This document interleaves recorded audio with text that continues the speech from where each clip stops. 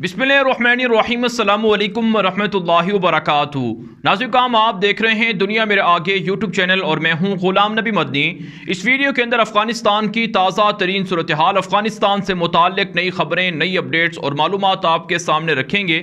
नाज़रीन, अफ़गानिस्तान के अंदर अफ़गान तालिबान की इस्लामी इमारत का ऐलान जल्द मुतवक्के है, क्योंकि तालिबान के अमीर मुल्ला हिबतुल्लाह खुनज़ादा की सरबराही में होने वाला शूरा का 3 रोज़ा इजलास ख़त्म हुआ है और तालिबान के अमीर मुल्ला हिबतुल्लाह खुनज़ादा ने तालिबान के नायब अमीर और पॉलिटिकल ऑफिस के और पॉलिटिकल जो लीडर हैं मुल्ला अब्दुल गनी बरादर, उनको तश्कील हुकूमत के लिए काबुल भी रवाना किया है, जो वहाँ पर जिम्मेदारियाँ हुकूमती उमूर की सरअंजाम देंगे। तो इस वक्त अफ़गानिस्तान के अंदर स्टेबिलिटी आ रही है, इस्तेहकाम आ रहा है और नई हुकूमत का ऐलान किसी भी वक्त मुतवक्के है।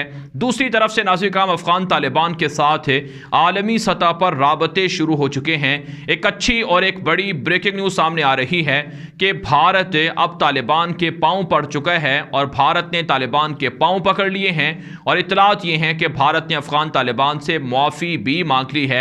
जी हाँ नाज़रीन, ये वही भारत है जिसके मीडिया पर रोज़ाना एंकर बैठकर चीखो पुकार किया करते थे और तालिबान को हैवान करार दिया करते थे और तालिबान को लंगूर करार दिया करते थे कि ये कैसे जहाज़ों को उड़ाएंगे और कैसे ये हुकूमत साजी करेंगे, और जिनके बारे में जो भारत का दहशतगर्द वज़ीर आज़म नरेंद्र मोदी है उसने भी ये बयान दिया था कि तालिबान हुकूमत नहीं चला सकते हैं, ये अफ़गानिस्तान को रन नहीं कर सकेंगे।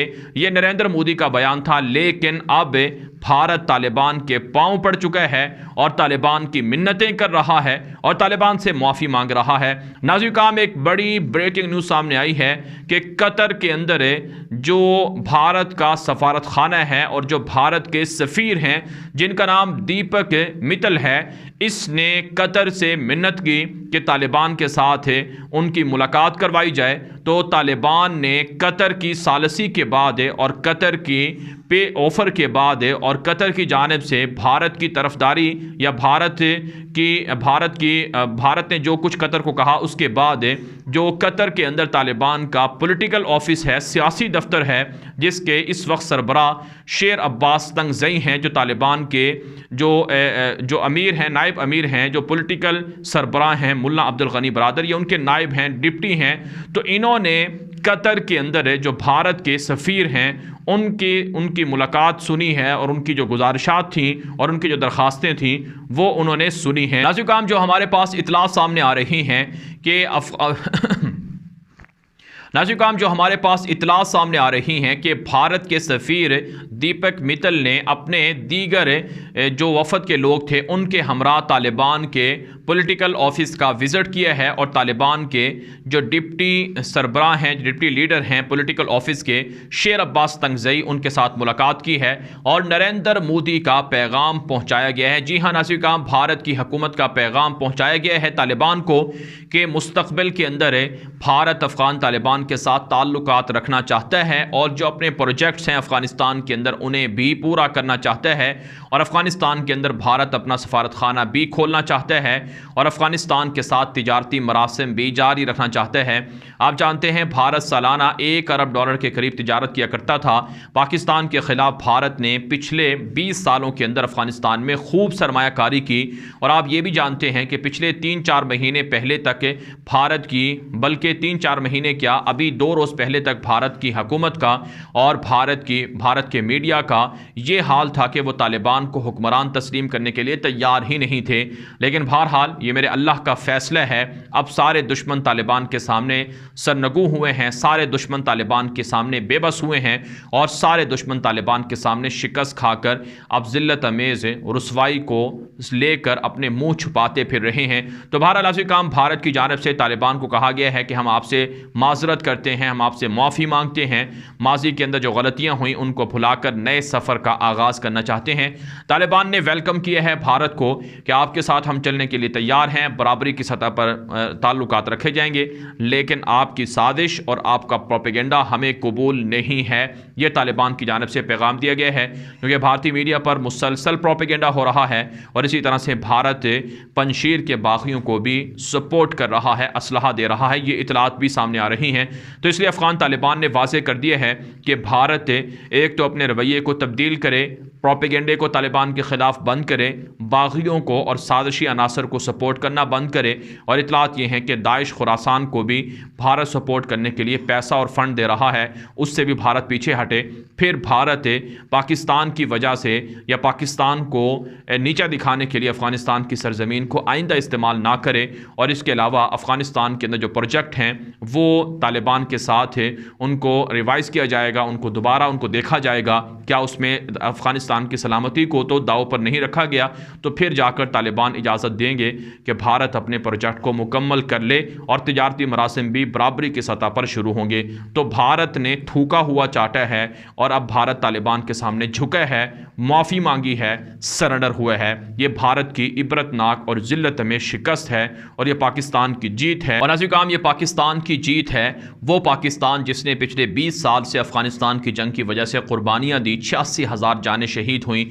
और इसी तरह से पाकिस्तान ने अरबों खरबों डॉलर भी इस जंग की वजह से एक तरह से पाकिस्तान के बर्बाद हुए, ज़ाया हुए। और पाकिस्तान आज भी, दुनिया पाकिस्तान को सल्यूट कर रही है, तस्लीम कर रही है कि पाकिस्तान ही वो मुल्क है जिसने अफ़गानिस्तान के अंदर बड़ा पॉजिटिव रोल प्ले किया है। नाज़रीन काम, एक और अच्छी खबर सामने आ रही है कि कतर के अंदर जो तालिबान का पॉलिटिकल ऑफिस है, सियासी दफ्तर है, वो ताहाल खुला हुआ है। तालिबान के कुछ कायदीन वहाँ पर मौजूद हैं। शेर अब्बास तंगज़ई वहाँ पर तालिबान के सरबराह हैं सियासी दफ्तर के इस वक्त, और वो तालिबान के नायब अमीर मुल्ला अब्दुल गनी बरादर के पॉलिटिकल साथी भी हैं और उनके नायब भी हैं, जानशीन हैं। तो उनके साथ चीन के जो सफ़ीर हैं कतर के अंदर और उनके हमरा जो दीगर उनके वफद के लोग थे, उन्होंने मुलाकात की है। तो चीनी सफ़ीर ने तालिबान को यकीन दहानी कराई है कि चीनी क़यादत तालिबान के साथ चलना चाहती है, तालिबान की इस्लामी इमारत को तस्लीम भी करेगी और सियासी और तिजारती और मुआशी और इसी तरह से दीगर जो ताल्लुकात हैं वो भी बहाल किए जाएंगे। तो चाइना, ईरान, पाकिस्तान, तुर्की, इंडोनेशिया, मलेशिया और इसी तरह से नाज़रीन काम सऊदी अरब, कतर, कुवैत और यूरोप के कुछ ममालिक तालिबान को तस्लीम करने के लिए तैयार हैं।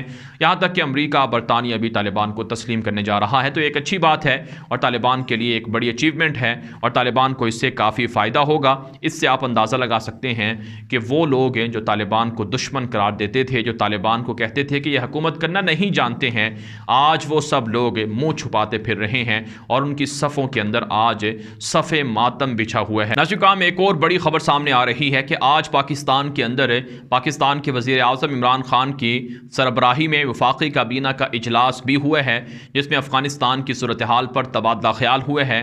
पाकिस्तान की जानिब से अफ़गानिस्तान की आवाम की जो आज़ादी है उसकी कदर करने का ऐलान किया गया है और पाकिस्तान अफ़गानिस्तान की आवाम की ख्वाहिशात का भी एहतराम करेगा और पाकिस्तान अफ़गानिस्तान के अंदर इंक्लूसिव और जो पॉलिटिकल सेटलमेंट है इसको सपोर्ट करेगा, चाहे जिसकी भी हुकूमत हो। ज़ाहिर सी बात, अफ़गान तालिबान की हुकूमत है, पाकिस्तान का पहले भी यही मौक़िफ़ रहा है। तो पाकिस्तान की जानिब से दो टोक अंदाज में तालिबान की हुकूमत को तस्लीम करने और तालिबान की हुकूमत के साथ ताल्लुकात कायम करने की इशारा दे दिया गया है, ऐलान कर दिया गया है। पाकिस्तान के वज़ीर ख़ारिजा शाह महमूद कुरैशी ने भी ट्विटर के ज़रिए से बताया है कि अफ़गानिस्तान के अंदर नई हुकूमत के साथ पाकिस्तान चलेगा, ताउन करेगा और उनकी मुश्किलात को दूर करेगा। पाकिस्तान की जानिब से ऐलान सामने आ चुका है।